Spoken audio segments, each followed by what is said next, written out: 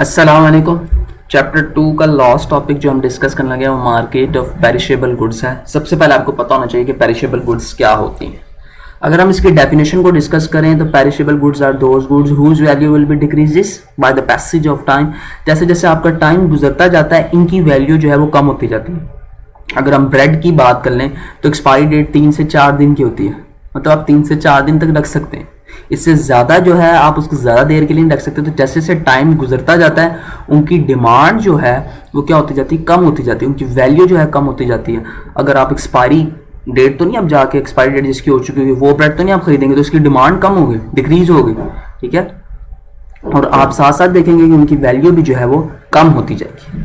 अब अगर हम इसको एक और डेफिनेशन के साथ जो है कंपेयर कर लें, those goods which can not be stored, जो के स्टोर ना की जा सकती हो, और use with the passage of time, time के गुजरने के साथ साथ जो है उनको यूज़ ना किया जा सकता हो। जैसे आपकी ब्रेड की जो है वो एक ज़बरदस्त एग्जांपल है कि आप जो है उसको ज़्यादा देर तक जो है वो यूज़ नहीं कर सकते। अब इसको अगर हम ग्राफ की मदद से देखें तो इसी तरह हमें ग्राफ पे कोई भी चीज़ बनाने के लिए हमें उसी तरह एक्स एक्सिस और वाई एक्सिस जो है वो ड्रॉ करना होगा। तो हम एक्स एक्सिस ड्रॉ कर लेते हैं और वाई एक्सिस ड्रॉ कर लेते हैं। एक्स एक्सिस पे हमने क्या लेना है, वही क्वांटिटी सप्लाई लेनी है, वाई एक्सिस पे हमने क्या लेना है, प्राइस लेनी है। तो स्टार्टिंग में इसकी डिमांड जो है वो कुछ यूं करके जा रही होती है, उसके बाद एकदम से क्या होता है, एकदम से जो है इसकी डिमांड जो है वो स्ट्रेट लाइन हो जाती है।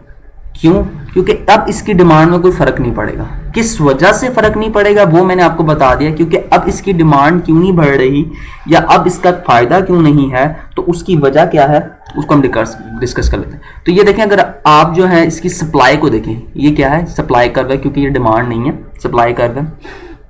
तो यहाँ पे जो है हम इसको रिप्रेजेंट कर देते हैं एस से, सप्लाई से। तो अब अगर गौर करें तो पहले इसकी सप्लाई जो है वो बढ़ रही है, फिर एकदम से जो है वो जाके कांस्टेंट हो जाती है। तो इसकी वजह क्या है कि अब आप वो ख़राब चीज़ जो है वो सप्लाई नहीं कर सकते। जहाँ तक आपने सप्लाई करनी थी वहाँ तक आपने जो है वो सप्लाई कर ली है, अब जो मर्जी हो कोई फ़र्क नहीं पड़ना। तो डिमांड जो है वो यहाँ पे इसकी डिमांड रहेगी, यहाँ पे भी इसकी डिमांड रहेगी और यहाँ पे भी डिमांड रहेगी, यहाँ तक जो है वो इसकी डिमांड रहेगी।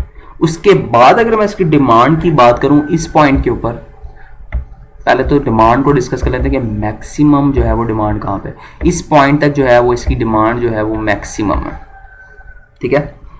यहाँ पे इसकी डिमांड और सप्लाई दोनों जो हैं वो मैक्सिमम। अगर आप ब्रेड की बात करें तो आप जो है डेट, जो एक्सपायरी डेट है उससे पहले पहले जब तक उसको सप्लाई करें तब तक उसकी डिमांड क्या है, मैक्सिमम है, उसकी क्वांटिटी मैक्सिमम है, उसकी सप्लाई मार्केट में जो है मैक्सिमम है। लेकिन डिमांड क्या कम होगी ब्रेड की, एक्सपायरी डेट ब्रेड आ भी गई मार्केट में, लेकिन डिमांड तो लोग वही कहेंगे भाई ताज़ा ब्रेड दो निकाल कर, तो डिमांड तो वही रही। तो डिमांड यहाँ से इंक्रीज करके यहाँ पे चलेगी, लेकिन आपकी जो वो ख़राब ब्रेड की सप्लाई है वो मार्केट में जो है वो कांस्टेंट हो चुकी हुई है।